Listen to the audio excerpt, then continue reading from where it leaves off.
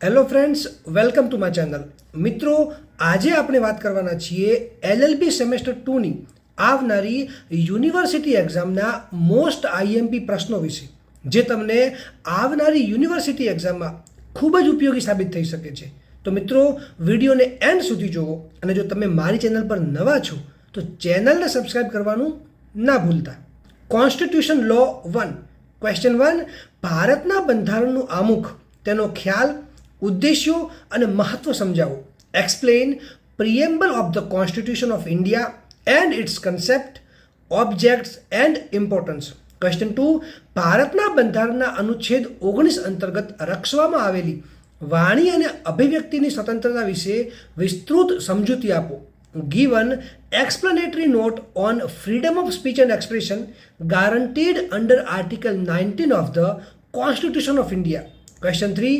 ભારતીય બંધારણ અંતર્ગત આર્ટિકલ 21નું અર્થઘટન કરવામાં ભારતની સર્વોચ્ચ અદાલતના ફાળા વિશે જણાવો.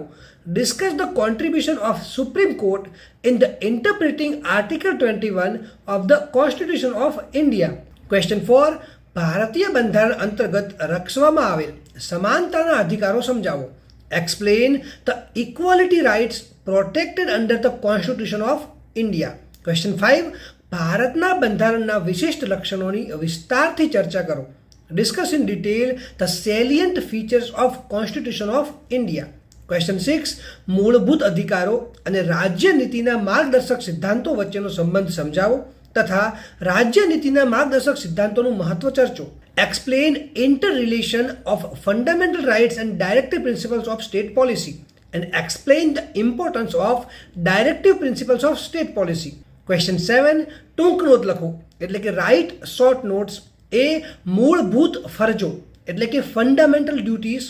બી.